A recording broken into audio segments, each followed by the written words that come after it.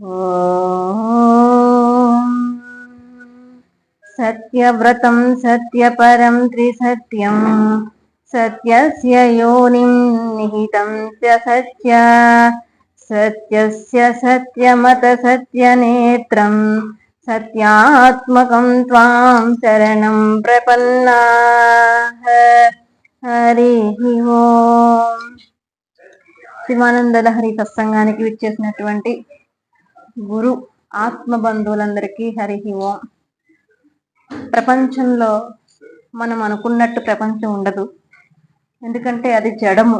అందుకనే మనకి కాలం ఎప్పుడు అనుకూలంగా ఉండదు. మనకి సత్సంగం అంటే సత్ ఏదైతే ఉందో అది పూజ కానివ్వండి, ఒక యజ్ఞం కానివ్వండి, ఒక జపం కానివ్వండి, మనం ఏది తలపెట్టినా దాని యందు ఏదో ఆటంకం, కలియుగం కదా, దాంట్లో ఏదో ఒకటి మనల్ని ఇబ్బంది పెడుతూ ఉంటాయి. ఇవన్నీ కూడా మన ముందుకి వెళ్ళనివ్వకుండా చేసే ప్రారంధం. అయితే మనకి ప్రారంధం ఎలా ఉన్నా మనకి భగవంతుడు ఇచ్చింది బుద్ధి. ఆ బుద్ధిని మనం ఉపయోగించి ఏది రానివ్వండి, ఇవాళ నేను ఈ పని చేయడానికి నేను సంకల్పించుకున్నాను, ఆ పని నేను చేసే తీరుతాను అనేది పురుష ప్రయత్నం. అందుకనే ఈరోజు చూడండి, కాలం ఏదైతే ఉందో మనకి సహకరించలేదనే చెప్పుకోవాలి కదా. అయినా సరే మనం ఈ రోజు హాయిగా కూర్చున్నాము అంటే అది స్వామివారి యొక్క అనుగ్రహమే.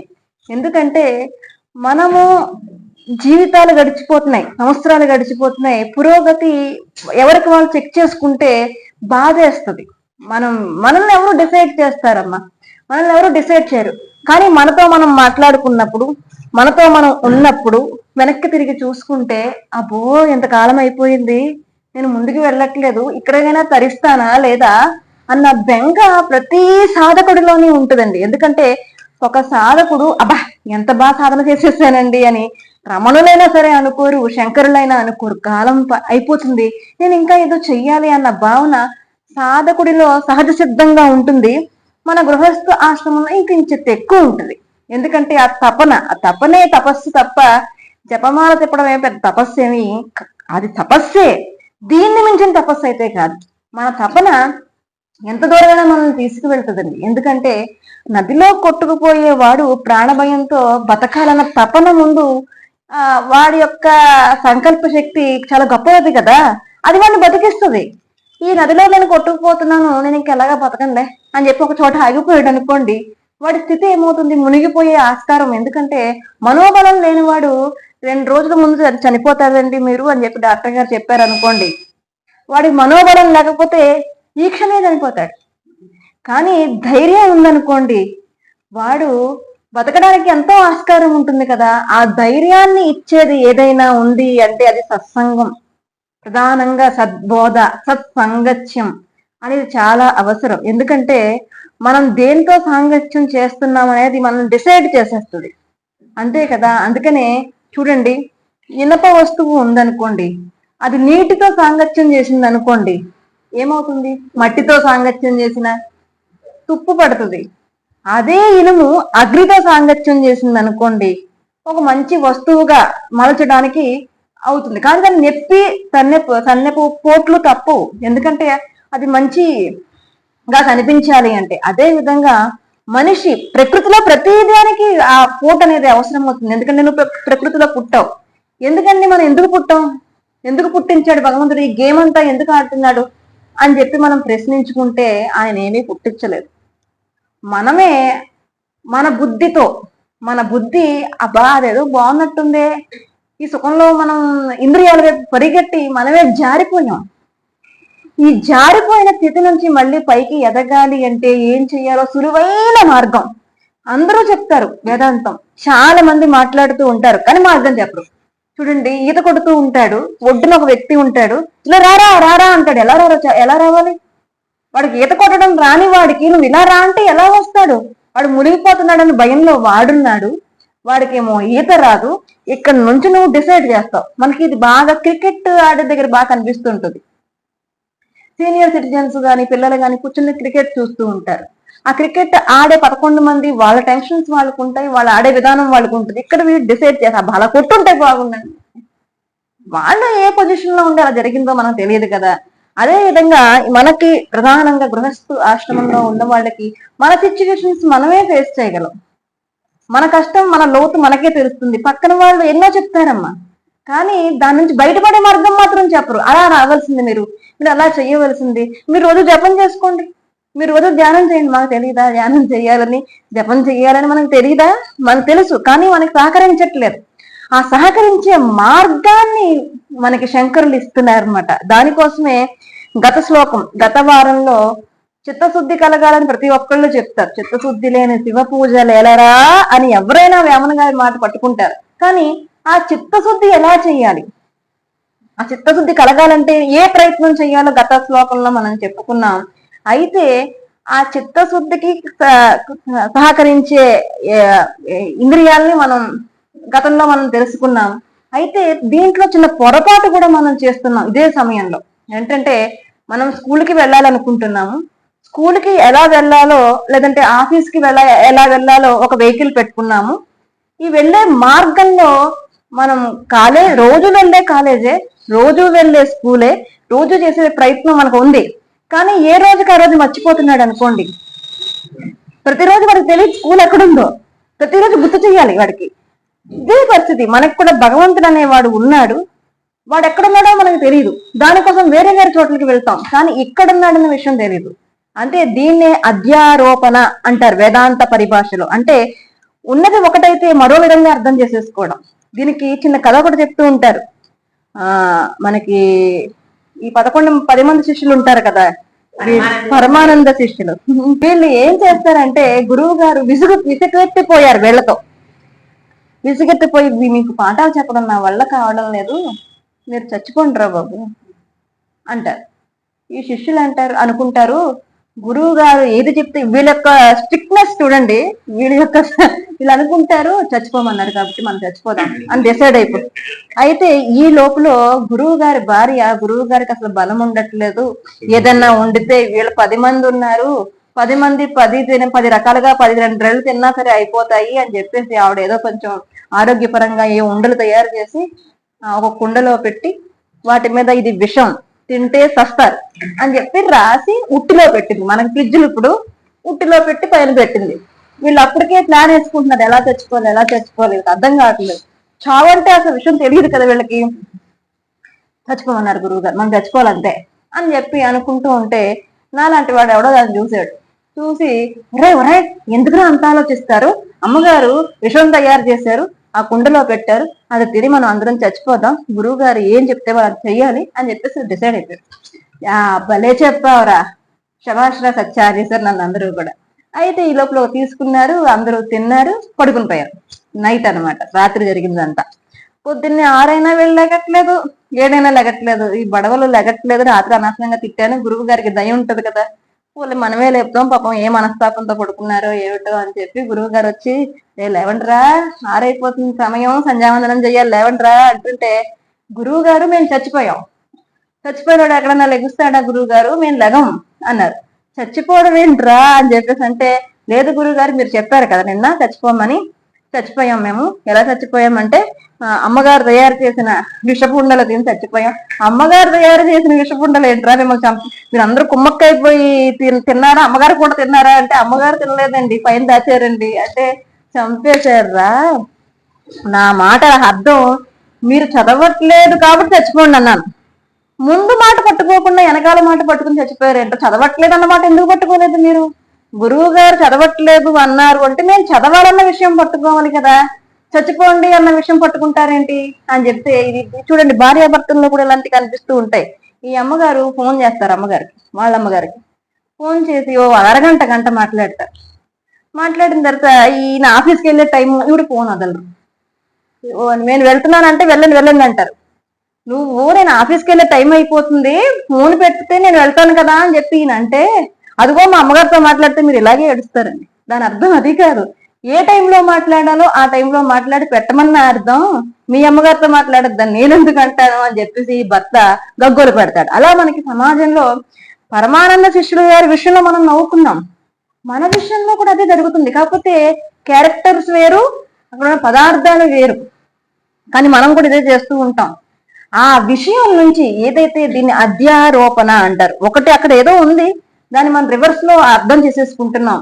మీకు చిత్తశుద్ధి కలగాలి అంటే ఆ ఇంద్రియాలను ఎక్కడ పెట్టవలసి ఉన్నదో గత శ్లోకంలో చెప్పారు.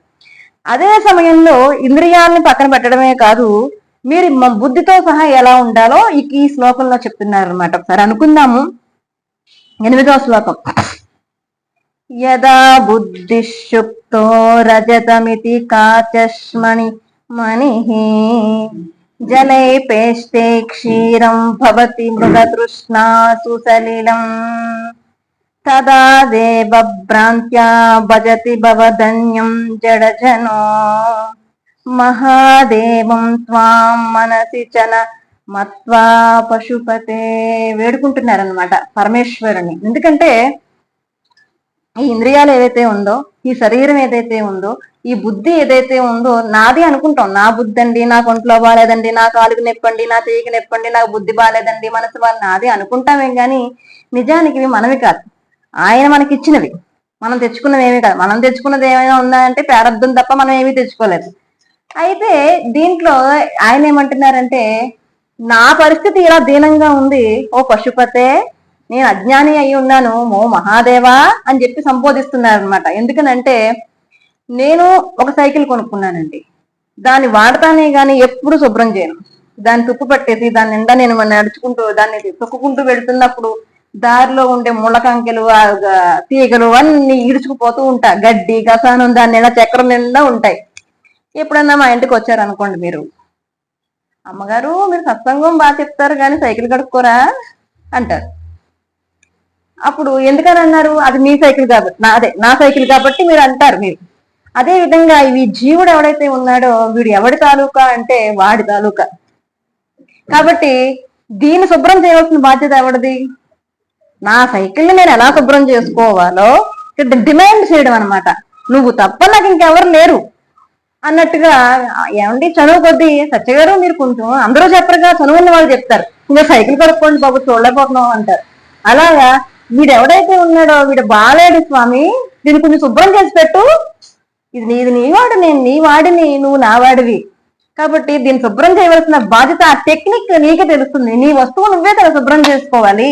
కాబట్టి చిత్తశుద్ధి కలగాలి అంటే మనసునేమో పాదాల మీద పెట్టమని అంటున్నావు, ఇంద్రియాలేమో భజన యందు, మనసు ఏమో మంత్రం యందు పెట్టి శుభ్రం చేసుకోవాలి.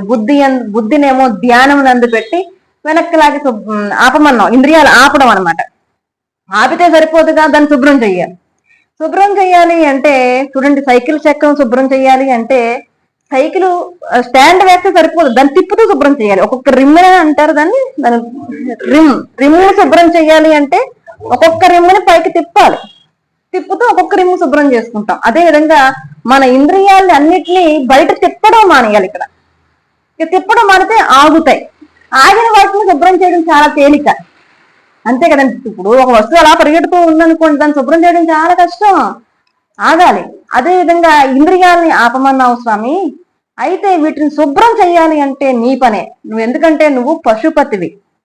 ఈ చరాచర సృష్టిలో ఏదైతే పశువులు అంటే ఏవైతే బంధానికి లోబడిపోయి ఉన్నాయో, పాస బంధాలు, పశువులు పాసము చేత బంధించబడి ఉంటాయి, తాడు అనే పాసము చేత. నేను అజ్ఞానం అనే పాపం చేత అజ్ఞానినై నేనున్నాను. మా అందరికీ పతివి కదా నువ్వు, కాబట్టి స్వామి నువ్వు బాగు చేయవలసిన బాధ్యత నీదే. నేనా నీ దగ్గర ఉంటా, నీ పాదాల దగ్గర ఉంటాను, కానీ దీన్ని కడగవలసిన బాధ్యత కూడా నీదే. అందుకనే చూడండి, మనకి నిదర్శనం సత్సంగాలు ఎప్పుడు అనేసిన మళ్ళీ ఏదో వంకతో మళ్ళీ వెనక్కి తీసుకొచ్చి మళ్ళీ సత్సంగాలు పెట్టిస్తూ ఉంటాడు. ఆ ఎక్కడెక్కడో సత్సంగం పెడుతుంటే మళ్ళీ అక్కడ క్యాన్సిల్ చేయించి మరి ఇక్కడ పెడుతూ ఉంటాడు. ఎందుకంటే మన మీదున్న ప్రేమది. మన జీవితంలోకి భగవంతుడు రావడము అంటే ఇలా వస్తాడు తప్ప మనకి డబ్బులు ఇచ్చో, మనకి లేనిది ఇచ్చో మనకి భగవంతుడు రావడం, అది భగవంతుడు రావడం కాదు.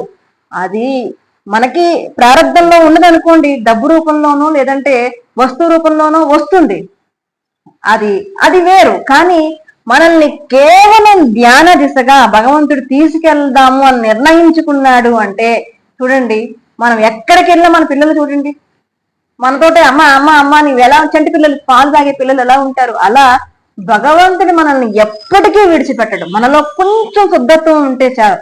దానికి నిదర్శనమే మనం చెప్పుకునే ఈ శివానంద లహరి సత్సంగం. ఎందుకంటే ఇది ఎక్కడ స్టార్ట్ చేసాం, ఎక్కడ జరుగుతుంది అనేది నిదర్శనం కదా. మరి భగవంతుడు ఎందుకు నేను చెప్తున్నాను మీరు వింటున్నారు కాదు, ఇది ఎలా జరుగుతున్నది మనం చూసుకోవాలి కదా. ఎందుకంటే చెప్పేవాడు చెప్పించేవాడు వాడు. అందుకని ఎక్కడ స్టార్ట్ చేసాం, ఏం చెప్పుకుంటున్నాం, ఎంతమంది ఇక్కడ కూర్చున్నారు అని మనం విచారణ చేసామనుకోండి, స్టార్ట్ చేసిన వాళ్ళు ఇక్కడ లేరు, పెట్టిన ప్లేస్ ఇక్కడ లేదు, కానీ వేరే వాళ్ళు మనం వచ్చి వింటున్నాం. అంటే దానికి అర్థం ఏంటి? భగవంతుడు మనకి ఇంకా ఏదో చెప్పాలనుకుంటున్నాడు. మనమే ఇంకా మారిస్తే బాగు. చూడండి, ఇద్దరు పిల్లలు ఉన్నారనుకోండి, విపరీతమైన అల్లరి రెండో పిల్లవాడు చేస్తే వాడికి మనం ఏం చెప్పం. చెప్పండి కొంచెం అంటే వాడు మారదండి, వాడు అంతే అంటాం. మారే ఉద్దేశం లేని వాడికి మనం ఏమి చెప్పం. మారతాడేమో అనుకున్న వాడికి చెప్తాం. ఇలా కాదా, మొండి పిల్లవాడికి మనం ఏమైనా చెప్తామా? మొండి పిల్లలకి చెప్పం. భగవంతుడు కూడా వీడిలో ఇంకా మారే లక్షణం, ఆ శుద్ధత్వం, ఆ మెత్తనితనం మనసుకి వీడికి ఉంది అని భగవంతుడు అనుకున్నాడు అంటే భగవంతుడే ఆ గేలం పెట్టి వెతికి మనల్ని లాగేసి ఆయన పాదాల దగ్గర చేసుకుంటాడు. దానికి ఈ సత్సంగమే, మన శివానంద లహరి సత్సంగమే నిదర్శనం. అది మీరు ఎవరికి వారు విచారణ చేసుకుంటే మీకే అర్థమైపోతుంది. అయితే కాకపోతే ఇక్కడ ఎవరినో ఒకరిని బిషగా పెట్టుకుంటాడు, నన్నో లేదంటే నిత్యానంద గారినో ఎవరినో ఒకరిని పెట్టి లాగుతూ ఉంటాడు. మరి ఆయన మాట్లాడుగా ఆయన మాట్లాడే స్థితిలో మనం లేం, ఆయన మాట్లాడితే వినే స్థితిలో మనం లేం, పరిగెడుతున్నాం. అందుకని ఎవరో ఒకరి ద్వారా దూరి ఇలా లాగి మాట్లాడిస్తూ ఉంటాడు. దానికి మనం అర్హులం. అందుకని ఓ పశుపతే, నువ్వు నన్ను మార్చు. ఎలా మారుస్తావు? నువ్వు ఎలాంటి వాడివి అంటే మహాదేవం, నువ్వు దేవతలకే దేవుడివి. అంతేకాదు దివ్ అనే ధాతువు నుంచి వచ్చింది చిత్ స్వరూపం అన్నమాట.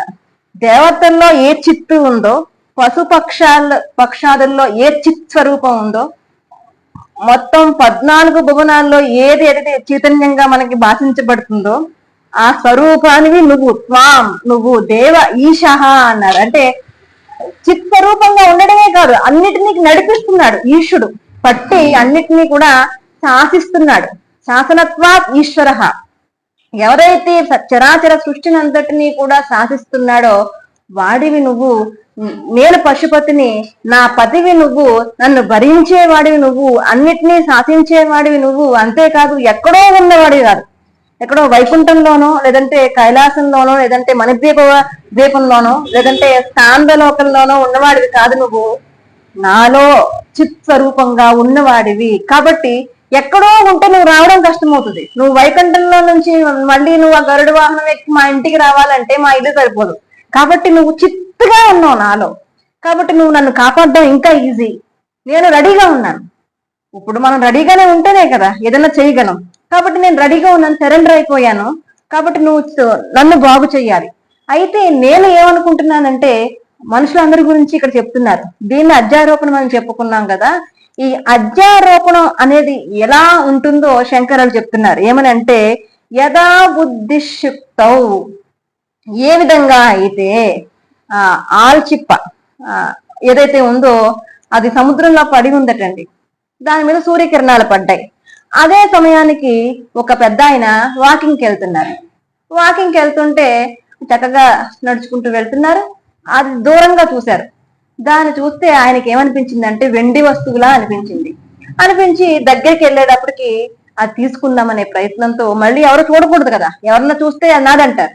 అందుకని నేను ఏం చేశారంటే ఎటు తిరిగి చూసి జోబులో ఉన్న కర్చీఫ్ దాని మీద పడేసి కర్చీఫ్ తీసుకున్నట్టుగా నటించి కర్చీఫ్ తో పాటు ఆ వస్తువును కూడా తీసుకుని మళ్ళీ ఎవరు చూడకుండా జేబులో పెట్టేసుకుని దారిలో పరిగెట్టుకుంటూ వెళుతూ అనుకుంటున్నారు, ఇది నాకు దొరికింది కాబట్టి నేను దీన్ని ఎవరికి ఇవ్వకూడదు, ఇంటికి పట్టుకెళ్ళి నేనే ఖర్చు పెట్టుకోవాలి. ఎందుకంటే నా పెన్షన్ డబ్బులు కూడా మా ఆవిడే తీసేసుకుంటుంది, అన్నిటికీ ఖర్చులు కూడా ఏమి ఉండట్లేదు, దీన్ని ఎలాగైనా సరే అమ్మి నేనే వాడుకోవాలి అని చెప్పి ఒక వస్తువు దొరికింది కదా, ప్లానింగ్ అనమాట. దాన్ని ఎలా వాడుకోవాలి, ఎలా ఖర్చు పెట్టాలి, ఏం చేయాలి అని ప్లానింగ్ చేసుకుంటున్నాడు. ఇప్పుడు ఇది కూడా ఇంటికి వెళ్ళినంటనే నేను బాత్రూంలోకి పారిపోవాలి, మళ్ళీ హాల్లో కూర్చొని చూసానంటే ఏంటండి అంటది ఈవిడికి అన్ని చెప్పాలి నేను. అసలు ఈ వెండి వస్తువు విషయంలో పార్ట్నర్షిప్ నేను ఎవరికి ఇవ్వదలుచుకోలేదు, ఇదంతా నాదే, నా కష్టమే, నేను కష్టపడి తెచ్చుకున్నాను అని చెప్పేసి గబగబా బాత్రూంలో దూరాడు. ఇంటికి వెళ్ళగానే ఈవిడ చూసింది, వాకింగ్ నుంచి రాగానే వచ్చి సోఫాలో కూర్చుని మంచినీళ్ళు ఇవ్వే అనే మనిషి ఇవాళ ఏంటబ్బా బాత్రూమ్ లో పరిగెత్తాడు అని చెప్పి ఈవిడ అనుకుంటుంది. అయితే అంతకీ రాడు లోపలికి వెళ్ళాడు ఆయన. వెళ్ళి బాత్రూమ్ లో కూడా బెంగ ఎవరో చూస్తారేమో, అక్కడేం చూస్తారు 4 గోడల మధ్య. అందుకని జోబులోంచి స్లో మోషన్ లో ఆ యొక్క కర్చీఫ్ తో పాటు ఈ గుడ్డ తీశాడు.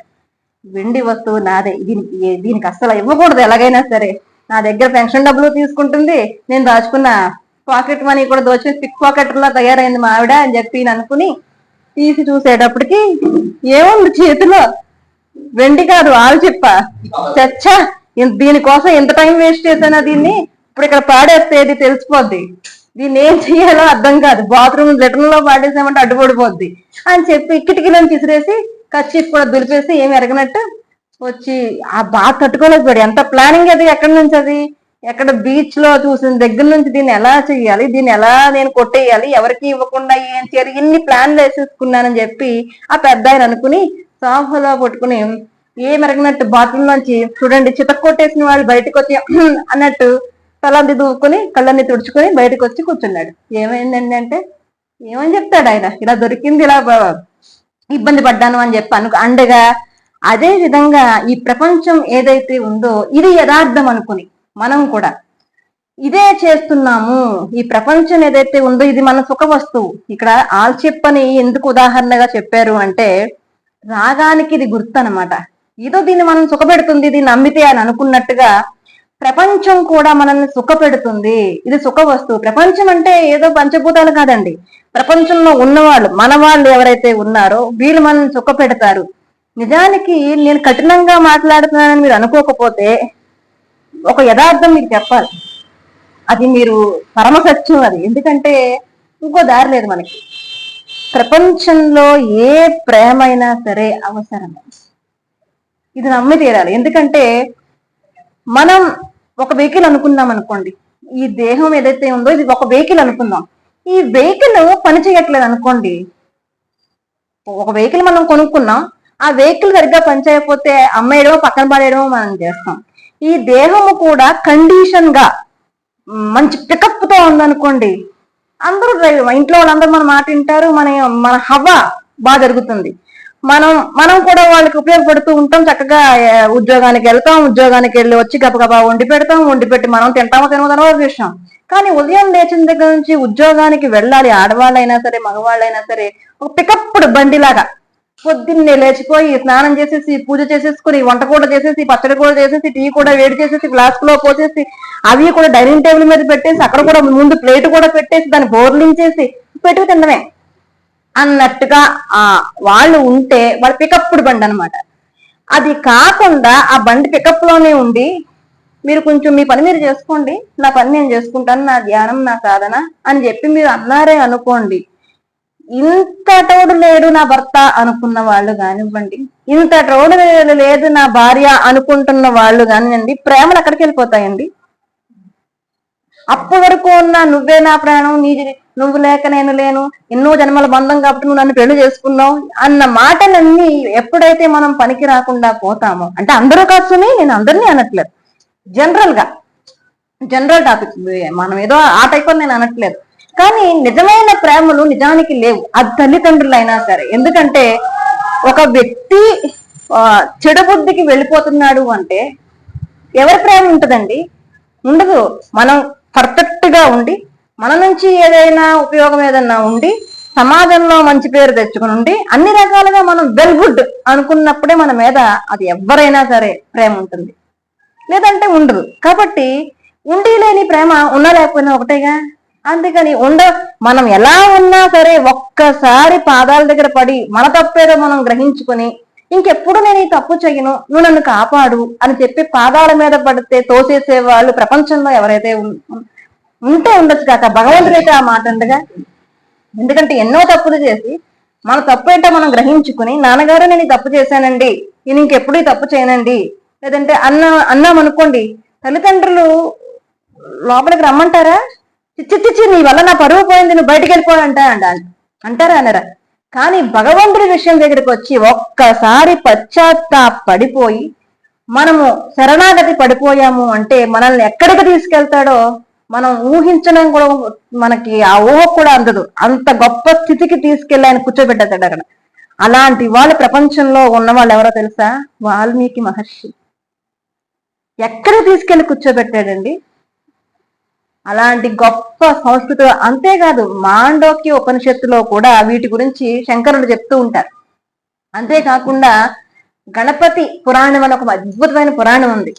ఆ పురాణంలో కూడా ఒక దొంగ తపస్సు చేసి గణపతి యొక్క ఆకారం, ఏ తొండర ఏదైతే ఉందో ఆ ఆకృతిని పొందేసింది ఆజ్ఞాచక్రం. అంటే తిష్ట వేసుకుని అక్కడ కూర్చున్నాడు స్వామి. అటువంటి కథలలో కోకొల్లలు ఉన్నాయి.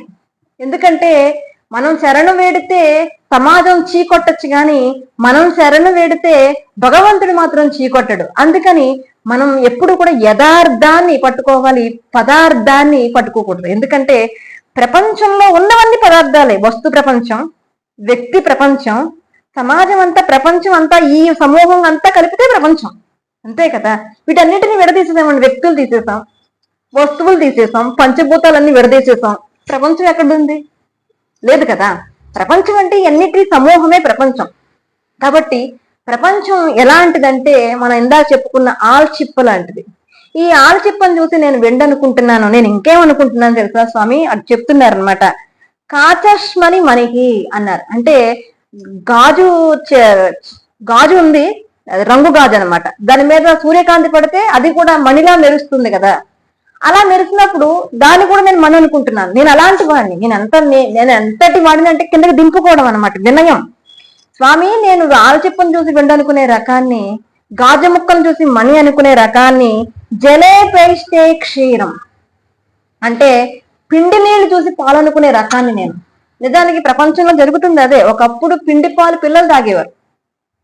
ఆ తల్లి దగ్గర పాలు లేక ఇబ్బంది పడితే ఆవు పాలు ఇచ్చేవారు. అది పోయి అప్డేట్ అయిపోయి పిండి పాలు, చింటి పిల్లలకండి పిండి పాలు. దానివల్ల ఎన్నో వైరల్ వచ్చినాయి మనకి. అలా పట్టించకూడదు. పిల్లలకి వ్యాధి నిరోధక శక్తి అనేది తగ్గిపోతుంది. తల్లిదండ్రులు మేలుకోనండి, పిల్లల్ని పాడు చేయకండి అంటున్నారు. కానీ ఈ రోజు అవునవును. అయితే ఇప్పుడు మీరు 2 పేర్లు చెప్పారు, మీకు ఇంకో పేరు చెప్తా, అల్లిపోతారు. వాళ్ళు పిండి పాలు తాగారు, మనం కూడా తాగుతున్నవి పిండి పాలే. ఇప్పుడు సమాజంలో పిల్లలు కాదు, వృద్ధులు కాదు, యువకులు కాదు, అందరూ పిండి పాలే తాగుతున్నాం మనం. ఆ పిండి పాలు తాగి ఏదో ఆరోగ్యాన్ని తాగుతున్నాం. దీనికన్నా తాగకుండా ఉండడం మంచిది. ఇప్పుడు ఆ పేర్లు చెప్పారు అనుకోండి, ఇప్పుడు యూట్యూబ్ లో ఈ ప్రవచనం వెళ్ళి అది వైరల్ అయిపోద్ది. అదిగోండి ఆ మాతాజీ పలానా 2-3 పేరు పాల ప్యాకెట్ల పేర్లు చెప్పారు, తాగద్దంటున్నారు అంటారు. అందుకని అసలు ఏ పాల ప్యాకెట్ అయినా, పలానా పాల ప్యాకెట్ అని కాదు, ఏ పాల ప్యాకెట్ అయినా నిజమైన పాలు కాదు కదా, అవి అన్ని పిండి పాలే. అవి తాగడం వల్ల ఆరోగ్యం పాడు. అలాంటి స్థితిలో మనం ఉన్నాం. ఇప్పుడు ఈ శ్లోకం ఎప్పుడు శంకరులు చూడండి, శంకరులు రాశారు అంటే అది ఎప్పటికైనా పనికొచ్చేదే అవుతుంది. అలాంటి స్థితిలో ఉండి పొరపాటు పడి మనం చేయడం వేరు. ఇప్పుడు అదేదో ఉంది, ఆ ఆల్చిప్పను చూసి వెండి ముక్క అనుకున్నాం, పొరపాటు.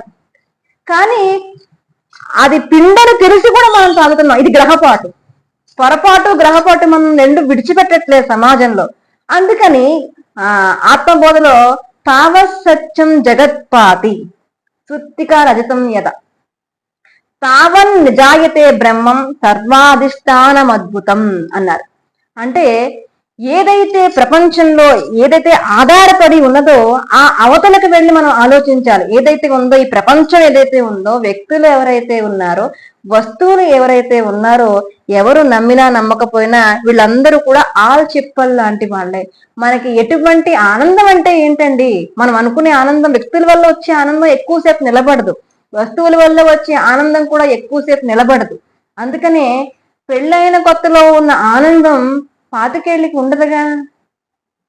అలా ఉంటే పెళ్ళైనప్పుడే మనం ఏం చేస్తామంటే పిల్లల గురించి ఆలోచించాం కదా, అక్కడ ఆగిపోద్ది జీవితం.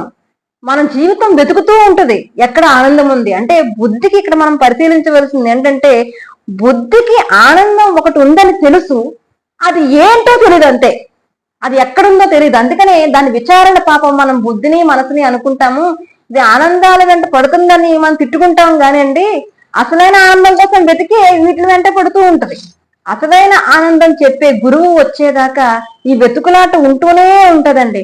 అలా వచ్చిన రోజు ప్రయాణం ఆగిపోయి ఆ స్థితికి, ఆ ఉన్నతోన్నత స్థితికి సాధకుడు చేరుకుంటాడు. ఆ చేరుకోవడం ప్రయత్నం చేసే ప్రయత్నంలో ఇక్కడ శంకరుడు చెప్పే ముఖ్య ఉద్దేశం ఏంటంటే, నువ్వు ప్రపంచంలో పడి తిరగద్దు. ఎందుకంటే ప్రపంచంలో ఉన్నవన్నీ గాజు మొక్కలే, ప్రపంచంలో ఉన్నవన్నీ కూడా ఎందుకో పనికిరాని ఆలుచిప్పలే. కాబట్టి నువ్వు ప్రపంచంలో ఉండు, ప్రపంచంలో నీ కర్తవ్యం భగవంతుడు ఇచ్చిన ఉద్యోగం నువ్వు చెయ్యి.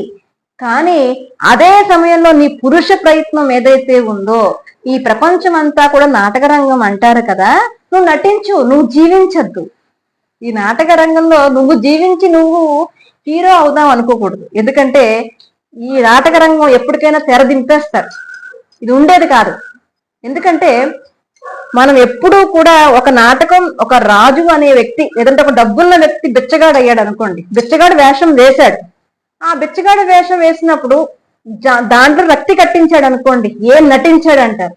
అవే బట్టలు వేసుకుని ఇంటికి వెళ్ళిపోయి, లేదంటే ఈ వేషం బాగుందని అందరూ అంటున్నారు, అందరూ మెచ్చుకుంటున్నారు, పైగా నంది అవార్డు కూడా వచ్చిందని బయటకు వచ్చి అవే బట్టలతో ఉండి సాయంత్రం పొద్దు నుంచి సాయంత్రం దాకా అడుక్కుని ఇంటికి వెళ్ళాడు అనుకోండి, భార్య ఏమంటదండి? పిచ్చా ఏమిటా మీకు అంటదా అందా? మనం కూడా భగవంతుడు అనేవాడు ఈ నాటక రంగంలోకి నిన్ను నటించమని నిన్ను పంపించాడు. మనం జీవించేస్తున్నాం, ఇందులో లీనమైపోయాం. జీవించే ఆ వ్యక్తిని భార్య ఎలా ఉందో నువ్వు జీవించద్దు అని చెప్పి గురువు కూడా ఏదో ఒక రోజు వచ్చి ఇది నటనేరా అని చెప్పినప్పుడు మనం ఎలా చాకచక్యంగా చెయ్యాలో తెలివితేటలు ఉండాలి కదండి. ఒక పని చెయ్యాలంటే దానికి చాకచక్యం చాలా అవసరం. చాకచక్యంగా చెయ్యాలి. ఒకళ్ళు పని చేస్తూ ఉంటే ముచ్చటేస్తుంటుంది, అబ్బా ఏం చేశారండి పని అనేట్టుగా పని చేస్తారు. అలా తెలివిగా మనం మసులుకునే ప్రయత్నం చెప్పేది ఏకైక గురువు మాత్రమే. అది మనకి శాస్త్ర రూపంలో శంకరులు మనకి ఇచ్చేశారు.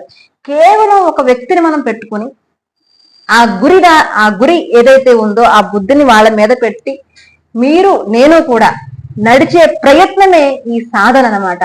ఆ సాధన పరంగా మనం వెళ్ళి తెలివిగా టెక్నికల్ గా చూడండి, ఒక బ్యాంకులో డబ్బు ఉందనుకోండి, దాన్ని ఓ 10 మంది దొంగలు కాజేయాలి అనుకుంటే దాన్ని ఎంత టెక్నికల్ గా దొరకకుండా దాన్ని ఇది చేస్తూ ఉంటారు. అలా ఈ మనస్సు అనే దాంట్లో ఉన్న పరమాత్మని మనం పట్టుకోవాలి అంటే ఈ 10 ఇంద్రియాలనే ఈ గజ దొంగలు ఏవైతే ఉన్నాయో వాటిని పక్కన పెట్టి మనం తెలివిగా ఆ జీవుడి నుంచి ఈశ్వరుని, జీవుడే ఈశ్వరుడు, వాడు ఈ ఇంద్రియాలతో తాదాప్యం చెందిపోయి జీవుడిగా ఉంటున్నాడు. వాడిని విడదీస్తే వాడు పరమాత్మగా బాసిల్లుతూ ఉంటాడు, వాడు వేరు కాదు. కాబట్టి మనం ఆ విధంగా వెళ్ళే ప్రయత్నం చెయ్యాలి. జలేపేస్తే క్షీరం, ఏదైతే పిండి పాలని మనం పాలనుకుంటున్నామో, ఏదైతే ఆలచిప్పుని వెండనుకుంటున్నామో, గాజు ముక్కని మణి అనుకుంటున్నామో, ఇలా అనుకోకండి. మీరందరూ కూడా భగవంతుడు అనేవాడు ఉన్నాడు. ప్రపంచాన్ని చూసి మోసపోవద్దు. ప్రపంచానికి అతీతంగా ఉన్నవాడు ఒకడున్నాడు, వాడు యథార్థమైన పదార్థం, దాన్ని పట్టుకోండి అని చెప్పి అంటూ మృగతృష్ణాసు సలిలం. మీరు ఎలా ఉంటున్నారంటే ఎండమావులు, రెండో లైన్, మృగతృష్ణాసు సలిలం అన్నారు.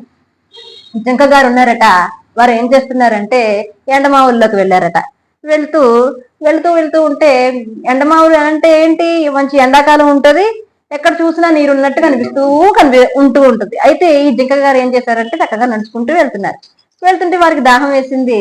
దాహం వేస్తే వాళ్ళు ఎదురుగా ఆ నీలి రంగు ఛాయలు అవన్నీ చూసి అబ్బో నీళ్లున్నాయని చెప్పి పాపం జింక గారు పరిగెట్టుకుంటూ వెళ్ళారట.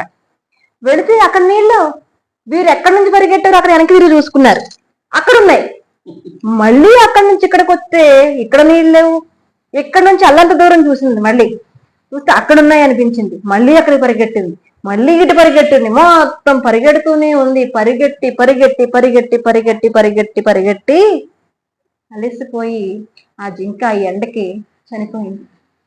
మనం కూడా ఇక్కడ ఆనందం ఉందని అక్కడికి, అక్కడ ఆనందం ఉందని ఇక్కడికి. మీరు కూడా గృహస్థాశ్రమంలో ఉన్నారు కదండి, మీరేమో భర్త వల్ల ఆనందం లేదు, పిల్లల వల్ల ఆనందం లేదని మీరు చెప్తున్నారు, మరి మీరు నన్ను అనొచ్చు, కానీ దీనికి ఎవరు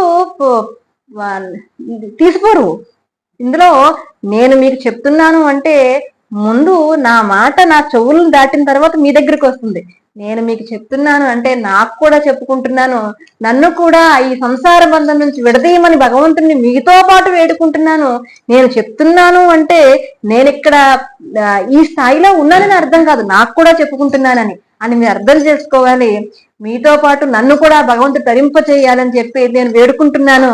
అందుకని ఈ భర్త వల్ల ఏదైతే ఉందో ఆనందం, పిల్లల వల్ల వచ్చే ఆనందం ఎందుకండి ఇంత, నిజంగా మేము బాగున్నాం కదా అంటే వాళ్ళు ఇవాళ ఉన్నట్టు రేపు ఉండరు.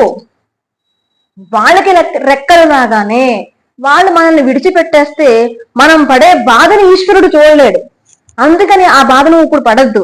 కాబట్టి వీళ్ళల్లో ఆనందం లేదని నువ్వు తెలుసుకుని ధైర్యంగా ఉండు అని చెప్తున్నారు. ఎందుకు ఈ మాట చెప్తున్నానంటే అండి, నేను గురుకులంలో ఉండగా ఈ మాట అక్కడికి వచ్చే భక్తులు మాట్లాడుకుంటున్నారు అనమాట. నేను విన్నాను ఆ విషయం.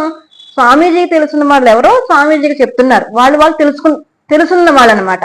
తెలుసున్న వాళ్ళకి ఏదో జరిగితే చెప్పుకుంటారుగా. పలానా వాళ్ళండి, ఆయన రైల్వే ఎంప్లాయ్ అట. రైల్వే ఎంప్లాయ్ అంటే మంచి జీతం అది ఉంటుంది. 1,00,000 రూపాయలు 3 లక్షలు ఎంతో పెన్షన్ వస్తుంది అనమాట. భార్య కాలం చేశారు. భార్యను కాలం చేస్తే కొడుకు దగ్గర ఈయన ఉంటున్నారు. పెద్ద అపార్ట్మెంటు, చాలా 18 అంతస్తుల అపార్ట్మెంటో ఎంతో అయితే కొడుకు దగ్గర ఉంటున్నారు. కొడుకు ఆయన ఉద్యోగం, కోడలు ఉద్యోగం, పిల్లలు చదువులు, ట్యూషన్లు, వాళ్ళకి రెక్కలు వచ్చాయి, వాళ్ళు బతుకుతున్నారు. అయితే ఈయన్నే ఇబ్బంది పెట్టలేదు. పొద్దున్నే టిఫిన్ పెట్టేవారు, డైనింగ్ టేబుల్ పెట్టేవారు. మా అయ్య గారు తినండి అనేది, భోజనం కూడా పెట్టేశామండి, మేము లేకపోయినా మీరు తినేయండి అనేవారు. ఈయనకి బాధ ఎక్కడొచ్చింది తెలుసా అండి? తిండి విషయంలో కాదు, మాట్లాడే వ్యక్తి లేక, ఒంటరితనాన్ని భరించలేక ఈయన ఏం చేశారంటే 18 అంతస్తుల మేడెక్కి పైనుంచి దూకేశారు. చూడండి, ఎందుకు ఈ స్థితి రావాలండి మనిషికి? ఒక మనిషి ఇంకో మనిషి మీద ఆధారపడి ఉండాలా? ఒక మనిషి ఒక వస్తువు లేకపోతే చచ్చిపోవాలా? ఈరోజు మనం పెద్దవాళ్ళ గురించి అనుకుంటున్నామండి. పిల్లలు ఒక ఫోన్ మనం కొనివ్వకపోతే మన మీద దండయాత్ర చేస్తారు. అంత స్థితిలో పిల్లలు ఉన్నారు. ఎందుకంటే భగవంతుడు, జ్ఞానం, మోక్షం పక్కన పెట్టండి, తర్వాత చూద్దాం ఆ విషయాలు. కానీ కనీసం సంకల్పం గాని, మనోదృఢత్వం గాని, ఎవరు లేకపోయినా నాకు ఈశ్వరుడు ఉన్నాడు, వాడు నన్ను చూస్తాడు అన్న భావన, దీన్నే అనన్య చింతయంతో మా వేదన పర్యపాసతే తేషాం నిత్యాభియుక్తాం. ఎంత బాగా చెప్తారు అందరూ. కాబట్టి ఆ శ్లోకంలో ఆయన ఏం చెప్తున్నాడు, ఇక్కడ కూడా అదే చెప్తున్నారు. ఏవైతే వీడి వస్తువులను చూసి నేను అసలుగా యథార్థాన్ని నేను పట్టుకోలేకపోతున్నానో, అదేవిధంగా దేవతల విషయంలో కూడా ఏదైతే ఉందో, అనేక మంది దేవతలు ఎవరైతే ఉన్నారో వాళ్ళ వెనకాల పడి అన్య దేవతారాధన అంటే ఇక్కడ అమ్మవారు, దుర్గమ్మవారు, లేదంటే కృష్ణుడు, రామచంద్రమూర్తితో కాదు. ఇక్కడ ఉద్దేశం అందరూ తప్పుగా అర్థం చేసుకుంటారు ఈ శ్లోకాన్ని. అనన్య చింతన అంటే నీకంటే వేరుగా ఉన్న భగవంతుడు. నేను వేరు, భగవంతుడు వేరు అనుకోవడం, నేనే భగవంతుడు అనుకోవడం అనన్య చింతన అనమాట. నేనే భగవంతుడు అనుకోవడం ఏంటండి? నేను వేరు, భగవంతుడు వేరు అనుకోవడం అన్యచింతన. అన్యచింతన లేకుండా నన్ను పూజించండి అనేది ఆ స్వామివారి యొక్క మాటలో ఉద్దేశం అనమాట. దీన్నే అధ్యారోపణ అంటారు. ఆయన చెప్పింది ఒకటి, మనకు అర్థమైంది ఒకటి. అలా మనం ఎప్పుడూ కూడా అర్థం చేసుకోకూడదు. అందుకని ఆయనే నేను అన్న భావంతో ఎవరైతే పూజిస్తారో యోగక్షేమం వహామ్యహం అంటున్నారు. వాళ్ళ యోగక్షేమాన్ని నేను చూస్తాను. ఆయన ప్రామిస్ చేస్తున్నాడు, ఆయన ఒట్టు వేస్తున్నాడు, నేను చూస్తాను రా, నా దగ్గరికి రా అంటున్నాడు. కానీ నువ్వు నన్ను చూసేదేంటి స్వామి? నా భర్త నన్ను చూస్తాడు, నా పిల్లలు నన్ను చూస్తారు. నువ్వేంటి? నువ్వు మా పుట్టిన దగ్గర నుంచి నా తల్లిదండ్రులు నాతో ఉన్నారు. నువ్వు వాళ్ళు పరిచయం చేస్తే నువ్వు పరిచయం అయ్యావు మాకు. కాబట్టి భగవాన్ నిజం చెప్పాలంటే నువ్వు లేవు. ఉన్నది పదార్థాలు, అదే యథార్థం. ఈ యథార్థం ఏదైతే ఉందో అది యథార్థం కాదని చెప్పి భగవంతుడికే, అందరూ కాదు, నాస్తికులు ఎవరైతే ఉన్నారో వాళ్ళ గురించి మాట్లాడుతున్నాను. ఆ కేటగిరీ వాళ్ళు ఒకళ్ళైతే ఇలా ఏవైతే ఉన్నాయో నా కాయ కష్టం మీద నేను బతుకుతున్నానండి, నేను సంపాదించుకుంటున్నానండి, సోకాల్డ్ ఎవరైతే ఉంటారో వాళ్ళు ఒంటరితనం భరించలేకపోతున్నారు. ఎందుకండి? మనోసంకల్పం, మనోదృఢత్వం లేకే కదా. కానీ చిన్నతనం నుంచి ఆ భక్తి ఏదైతే ఉందో, ఆ దృఢత్వాన్ని పెంపొందించేది ఏదైనా ఉందా అంటే ఏకైక శాస్త్రం భగవద్గీత. భగవద్గీత వైరాగ్య శాస్త్రం కాదండి, జ్ఞాన శాస్త్రం. ఒక మనిషి వైరాగ్యం అనేది ఎప్పుడు వస్తుందండి? ఎన్నో జన్మల జన్మల జన్మల జన్మల జ్ఞానం ఉంటే గాని వైరాగ్యం రాదు. ఒక్కసారి భగవద్గీత పట్టుకుంటే వచ్చే వైరాగ్యం వస్తుందనే అపోహ నుంచి ముందు బయటపడాలి మనిషి. ఎప్పుడైతే భగవంతుడి దిశగా ఒక ఆధ్యాత్మిక దిశగా మనిషి వస్తే వాడు వైరాగ్యవంతుడు అయిపోతాడు. కాబట్టి నా కొడుకుని నేను ఆధ్యాత్మికంగా పంపించాలనే తల్లులు ఎంతో మంది ఉన్నారు, నా భర్తని నేను ఆధ్యాత్మం వైపు పంపించాలనే భర్తలు ఉన్నారు, ఆ విధంగా భార్యలు కొంతమంది ఉన్నారు కాక. కానీ వైరాగ్యం అనేది ఒక గొప్ప బహుమతి. అది భగవంతుడు అందరికీ ఒక్కసారి ఇవ్వడుగా. అలా ఇస్తే ఎంతో మంది ఈరోజు భగవద్గీత పారాయణాలు బోల్డ్ మంది చేస్తున్నారు. మరి వాళ్ళకి ఎందుకు రావట్లేదు? అది ప్రారంధంలో ఉంటే వస్తుంది. రమణులకు వచ్చింది కదా అని చెప్పి మనకి రావడానికి లేదుగా. కానీ మరి ఎందుకండి చదవడం అంటే, కనీసం మనిషిగా నిన్ను నువ్వు చంపుకోకు. ఆత్మహత్య అంటే ఇదండి. మేడక్కిది కూడా ఆత్మహత్య కాదు. మన ఆత్మ ఏదైతే ఉందో దాని ఉనికిని తెలుసుకోనివ్వకుండా, మనలో ధైర్యాన్ని పెంపొందించకుండా, మనలో ఉన్న ఆ పిరికి తత్వాన్ని బయటికి పెంచి ఉన్నవాడు మనిషిని కోల్పోతాడు, తను తాను కోల్పోతాడు. అందుకనే భగవంతుడితో సంబంధం మనం చిన్నప్పటి నుంచి పెట్టుకుంటే, మనం వైరాగ్యం, జీవనముక్త స్థితి, ఆత్మజ్ఞానం ఇవన్నీ పక్కన పెడితే కనీసం బతుకు ఎలా బతకాలో భగవంతుడు చెప్తాడు. ఎందుకంటే మనకు తోడున్నాడన్న నమ్మకం ఉంటుంది కదా. ఆ నమ్మకం మనల్ని నడిపిస్తుందండి. ఎందుకంటే ఆయన మాట ఇచ్చాడు. చూడండి, మనం ఎవరికన్నా మా ఇల్లు కాసేపు చూసి పెట్టండి అని చెప్పి తాళాలు ఇచ్చామనుకోండి, మొత్తం అన్ని దోచుకుపోయారు. మనం ఊరెళ్ళి వచ్చాం, ఏమంటే మీకు తాళాలు ఇచ్చాము, నమ్మి ఇచ్చాము, మీరు చూస్తారని కూడా మాట ఇచ్చారు కదండి అంటాం. మనం జీవితాంతం వాళ్ళు దెప్పుతూనే ఉంటాం. మీరు మాట ఇచ్చారు, అలా చేశారే, మీరు మాట ఇచ్చారు, అలా చేశారే అంటూ ఉంటాం మనిషిని అయితే. కానీ ఆ అవకాశం భగవంతుడు మాటిస్తున్నాడు. మనం అడగాలి, నువ్వు మాట ఇచ్చావు కదా, నేను నీ దగ్గరే ఉంటాను. చూస్తాడండి భగవంతుడు. ఎందుకంటే ఎందరో మన మహాత్ములు ఎంతమందో జీవితాలు త్యాగం చేసేసిన వాళ్ళ వెనకాల వాళ్ళని చూసిన వాడు ఎవడో తెలుసండి, భగవంతుడే. ఎందుకంటే మహర్షులందరూ కూడా ఎక్కడ సాధన చేశారండి? మలయాళ స్వామి అడవిలో తపస్సు చేసుకుంటే ఆ రోజు అన్నం పెట్టింది ఎవరండి? స్వామి వివేకానంద తెలిసి తెలియని దేశంలో ఉంటే ఆకలితో పడుకుంటే ఎవరండి అన్నం పెట్టారు అక్కడ? ఎవడు ఉట్టేశాడో వాడే పెడతాడు. యోగక్షేమం నేను చూసుకుంటాను అంటున్నాడు కదా. మనం బెంగేంటి? యోగక్షేమాల మీద బెంగేంటి అసలు? యోగము అంటే ఏది దొరకదో అది దొరికితే యోగం. క్షేమము అంటే దాన్ని కాపాడుకునే ప్రయత్నం క్షేమం. మనం ఈ రెండింటిలోనే పడిపోతున్నాం. దొరకని దానికోసం పరుగులు, దొరికిన దాన్ని కాపాడుకోసం ఉరుకులు. ఇవి మనం చేస్తున్నాం. ఆ ఉరుకులు పరుగులు మనకు వద్దు. దీనివల్ల ఇంద్రియాలు కృషించుకుపోయి ఇంద్రియ పటుత్వాన్ని కోల్పోతాం. ఆ యోగక్షేమం నేను చూస్తానని ఆయన అంటుంటే మనం ఎందుకు పరిగెట్టాలి? ఎందుకు ఈ మాట చెప్తున్నానంటే, సుగ్రీవుడిని చూసి ఆ రామచంద్రమూర్తి నేను చూసి సుగ్రీవుడు ఆనందపడిపోతాడు. ఆ దివ్యమంగళ స్వరూపం, ఆ జటాజూటం, ఆ కాషాయ వస్త్రం, ఆ విల్లు అన్ని చూసి, ఆకారాన్ని చూసి మనిషి ఏమో రాజసం కలుగుతుంది, చూడ్డానికేమో సత్వగుణంతో ఉన్నాడు, ఏమున్నాడని చెప్పి అనుకుని తేరుకునే పోతూ ఉంటాడు ఆ అందాన్ని చూసి. అయితే స్వామి హనుమ వల్ల ఇద్దరికి కూడా అగ్ని సాక్షిగా ఆ మైత్రి అనేది ఏర్పడుతుంది. తర్వాత సుగ్రీవుడికి వచ్చిన వాడు నారాయణుడు అనే విషయం తెలిసి పైకి ఏమంటాడంటే, ఋష్యమూక పర్వతం మీద ఉన్నది రాజ్యం కోసమే, అంత కష్టపడి శరీరాన్ని కాపాడుకున్నది రాజ్యం కోసమే. కానీ రామచంద్రమూర్తిని చూసాక సుగ్రీవుడు ఏమంటాడంటే, స్వామి నాకు ఈ రాజ్యం వద్దు, ఏమొద్దు, నన్ను నీలో కల్పిసుకో అని చెప్పి అంటాడు. ఇది ఆధ్యాత్మ రామాయణంలో విషయం. అయితే రామచంద్రమూర్తి ఏమంటాడంటే, తన ఒక దివ్యమంగళ స్వరూపాన్ని చూసి సాంగత్యం చూసారా, ఒక్క నిమిషం భగవంతుడితో ఉంటే లాగేసుకుంటాడండి. మనకి మహర్షులు తపస్సు చేసే సాధకుల దగ్గర మనం ఒక్క నిమిషం కూర్చుంటే వాళ్ళ వైబ్రేషన్ మనకు లాగుతూ ఉంటది. అలా భగవంతుడే నిలబడితే లాగేసుకోడా దివ్యమంగళ స్వరూపుడు. లాగేసుకునేటప్పటికి మాయ కమ్మి ఒక్కసారి రామచంద్రమూర్తి ఇలా అనగానే, నేను వెళ్తా వాళ్ళ దగ్గరికి యుద్ధానికి అంటాడు. వెళితే తన మనసులో ఏడుందో తెలుసుకొని, మోక్షం కావాల్సిన వాళ్ళకి మోక్షాన్ని, రాజ్యం కావాల్సిన వాళ్ళకి రాజ్యాన్ని ఇచ్చేశాడు రామచంద్రమూర్తి. ఆ రోజు విభీషణుడు కూడా అడగలేదు నాకు రాజ్యం కావాలని, నువ్వు కావాలని చెప్పి శరణాగతి పొందాడు.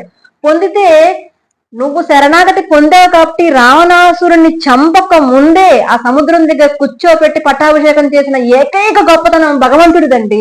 మనకేం కావాలో మనకన్నా ఎక్కువ భగవంతుడికి తెలుసు. కాబట్టి నేను చూస్తాను రా అంటే నువ్వేం చూడక్కర్లేదంటాం మనం, అంత తెలివైన వాళ్ళం. కాబట్టి నేను చూస్తానని చెప్పి బల్ల గుద్ద చెప్తున్నాడు ఈశ్వరుడు. పుస్తకంలో రాసిచ్చేశాడు, ప్రామిసరీ నోట్ భగవద్గీత ప్రామిస్ చేసి చెప్తున్నాడు. కానీ మనం నమ్మం. మనం దేన్ని నమ్ముతాం తెలుసా? మన మనసుని నమ్ముతాం. మన మనసు చాలా గొప్పది అనుకుంటాం. మనసుకు సంబంధించిన వాళ్ళందరూ గొప్ప వాళ్ళు అనుకుంటాం. ఎప్పుడంటే వాళ్ళు మనల్ని వదిలేసేదాకా ఇలాగే అనుకుంటాం. వాళ్ళు వదిలేసిన తర్వాత కూడా వాళ్ళే కావాలని బెంగ పెట్టుకుని మనల్ని మనం ఆత్మహత్య చేసుకునే స్థితికి మనం దిగజారిపోతున్నాం. ఎందుకంటే కొండంతండగా నేనున్నాను అన్నప్పుడు, ఆ వ్రజభూమిలో అంత చిడుగుల వర్షం కురుస్తున్నప్పుడు చిటికిన వేలపై నిలబెట్టి వాళ్ళందరినీ కాపాడిన వాడు మనల్ని కాపాడ్డా చెప్పండి? కాపాడతాడు. ఆ నమ్మకం మనం పెట్టుకుని మనకిచ్చిన ఉద్యోగం, ఈ రోజు భార్య అనే ఉద్యోగం ఇచ్చాడు, లేదంటే భర్త అనే ఉద్యోగం ఇచ్చాడు. ఆ ఉద్యోగాన్ని ధర్మంగా చేసుకుంటూ మనసంతా అనన్య చింతనతో మనం ఉంటే భగవంతుడు తప్పక కాపాడతాడు. ఎందుకంటే ఆ రోజు కుచేలుడు భార్య పంపిస్తుంది, నేను వెళ్ళనంటాడు. మీరు వెళ్ళండి, మీ బాల్య స్నేహితులు అంటారు, ఇద్దరు కూర్చొని చదువుకున్నారంటారు, అడిగితే ఏవైనా ఇస్తాడు, మీరు వెళ్ళండి అంటే బలవంతంగా చిరిగిపోయిన బట్టలు చిరిగిపోయిన బట్టలతో సిగ్గుపడుతూ లోపలికి వెళ్ళిన వాడికి ఎంత రాజోపచారాలు చేశాడు స్వామి. కానీ అక్కడికి వెళ్ళక కుచేలుడు యొక్క ఆత్మాభిమానం అడ్డొచ్చి అని అడిగాడా? ఆ ఆనందానికి తబ్బిబ్బైపోయి ఇంటికి వచ్చేస్తే తనిళ్ళను కూడా తను గుర్తుపట్టలేనంతటి ఐశ్వర్యాన్ని ఇచ్చేస్తాడు భగవంతుడు. కాబట్టి ఈ రోజు అనన్య చింతన చేస్తే నాకేమైనా సన్యాసం ఇస్తాడేమో అని మీరేం బెంగపెట్టుకోకండి. సన్యాసం ఏమి ఇవ్వడు. మనకి ఏది అవసరమో అది ఇస్తాడు భగవంతుడు. నీకు ఇవాళ ఏం అవసరం రా? ఆనందం తక్కువైందండి ఇస్తాడు. ఈ రోజు నీకు ఏం అవసరం రా? తృప్తి తక్కువైంది ఇస్తాడు. నాకు ఈ రోజు రాజభోగాలు తక్కువైన ఇస్తాడు ఆయన. ఎందుకంటే ఆయన దగ్గర లేనిదేంటి? ప్రపంచాన్ని శాసించేవాడు, ప్రపంచానికి ఈశుడుగా ఉండేవాడు మనకి ఏది ఇవ్వడు. కాబట్టి నువ్వు ఏం చేస్తావంటే ఇంద్రియాలన్నిటిని ధర్మబద్ధంగా వాడుకో. అంటే ముట్టనట్టుగా, టచ్ మీ నాట్ అన్నట్టుగా నువ్వు వ్యవహారం చేయి. కానీ మనసు మాత్రం అక్కడ పెట్టు. అలా పెట్టినప్పుడు యోగక్షేమం వహామ్యహం, ఆ యోగక్షేమాలు నేను చూస్తానని వాడంటున్నాడు. కాబట్టి మనసు అక్కడ పెట్టితే మనల్ని పరిపాలించేవాడు, మనల్ని పాలించే రాజు, మనల్ని భరించే భర్త, మన భర్త ఆయన మనల్ని భరించేవాడు. కాబట్టి ప్రభు భర్త అంటుంది 9వ అధ్యాయం భగవద్గీతలో.